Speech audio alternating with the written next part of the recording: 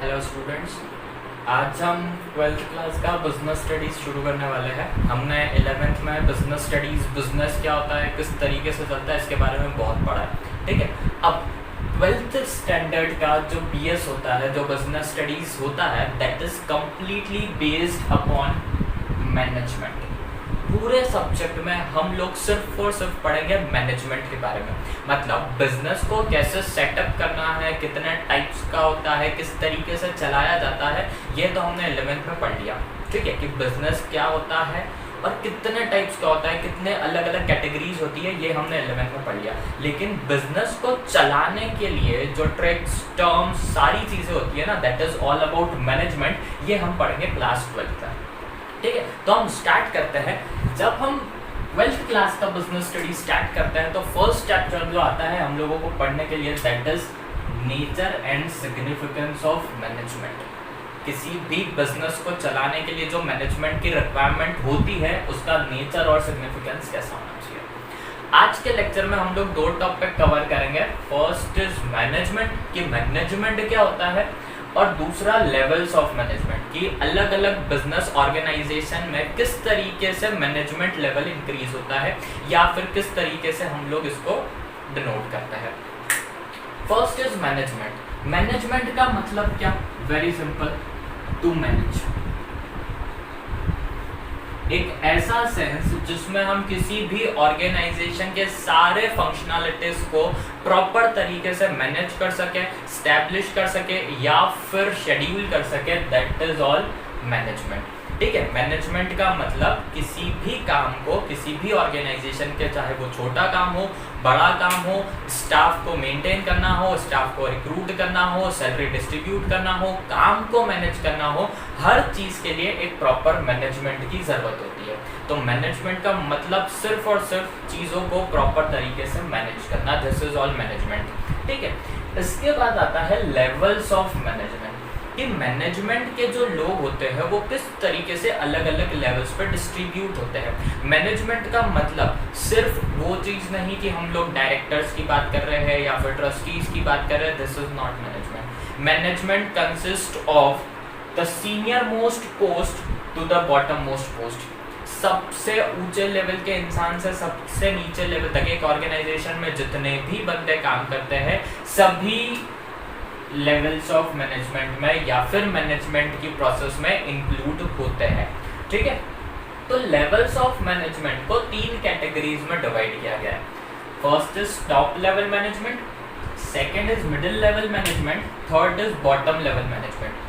अब हम पहले ये देखते हैं कि इन तीनों लेवल्स में कौन कौन से लोग काम करते हैं। ठीक है, कि टॉप लेवल में कौन आता है, मिडिल लेवल में कौन आता है और बॉटम लेवल में कौन आता है। फिर हम ये देखेंगे कि काम की प्रोसेसिंग का जो शेड्यूल होता है, जो सीक्वेंस होता है, वो किस तरीके से चलता है। देखिए, पहले है टॉप लेवल मैनेजमेंट। तो टॉप लेवल मैनेजमेंट में कौन कौन से लोग आते हैं, जिनके हाथ में डिसीजिव पावर होता है, जो डिसीजंस लेते हैं किसी भी मैनेजमेंट के लिए, वर्क शेड्यूल एस्टेब्लिश करते हैं। ठीक है, डायरेक्टर्स हो गए, board of directors, trustees, company के CEO, stakeholders. Stakeholders का मतलब ये होता है जिन्होंने इस ऑर्गेनाइजेशन के लिए अपना पैसा इन्वेस्ट करके रखा है, जिन्होंने पैसा लगाया है बिजनेस को एस्टेब्लिश करने के लिए, जो चेयरपर्सन होते हैं, तो वो सारे लोग क्या कहलाते हैं, स्टेक होल्डर। जरूरी नहीं है कि वो बोर्ड ऑफ डायरेक्टर्स हो या सीईओ, जिन्होंने अपना पैसा लगाया है, जिनके कारण बिजनेस खड़ा हुआ है, वो स्टेक होल्डर्स कहलाता है। ठीक है, तो जिनके भी हाथ में सारी डिसीजन पावर होती है, जो सुपर अथॉरिटी रहती है, मतलब इनसे ऊपर कोई नहीं है,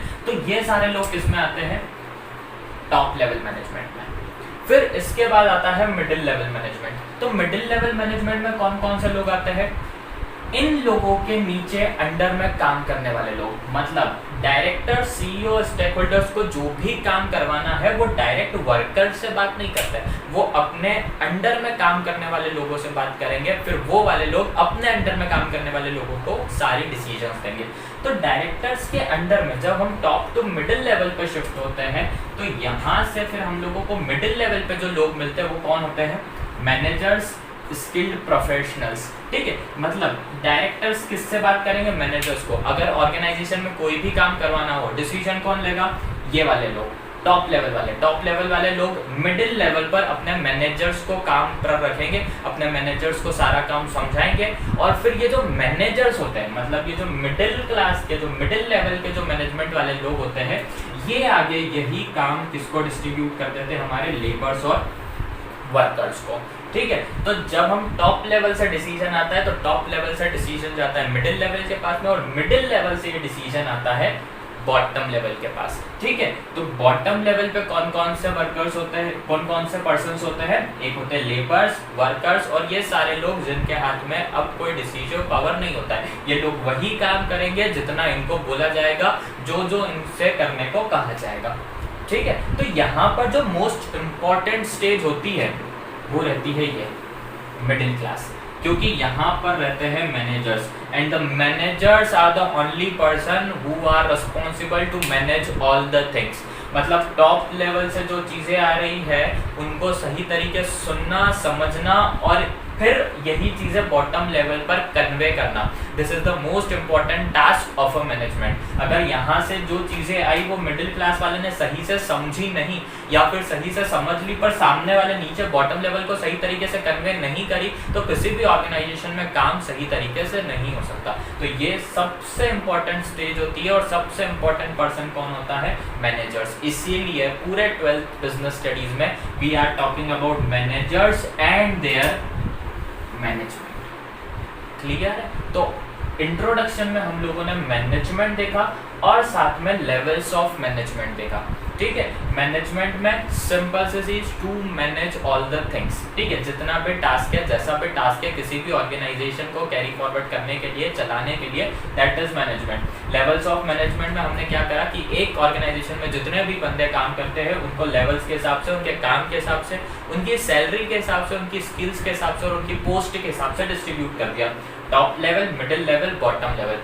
टॉप लेवल में आते हैं सारी सीनियर अथॉरिटीज, मिडिल लेवल में आते हैं मैनेजर्स, मतलब अगर हम स्कूल की बात करें तो टॉप लेवल में आ गया principal, directors, trustees. Middle level में हम बात करें तो आ गए टीचर्स, जो कोऑर्डिनेटर्स है वो सारे, डीन, वो सारी चीज़ें आ गई। और बॉटम लेवल पे आते हैं हम लोगों के जो वर्कर्स रहते हैं, या फिर हम स्टूडेंट्स की बात करें, वो सारी चीज़ें, क्योंकि यहाँ से जो ऑर्डर आएगा वो यहाँ तक जाएगा, यहाँ से जो ऑर्डर आएगा वो उन स्टूडेंट्स को फॉलो करना पड़ेगा। अगर कोई डिसिप्लिन का टास्क आता है तो डायरेक्टर्स बताएंगे टीचर्स को जो उनको स्टूडेंट्स को फॉलो करवाना है, और अगर टीचर्स ने बोला है तो फिर स्टूडेंट्स को वो डिसिप्लिन मेंटेन करना पड़ेगा।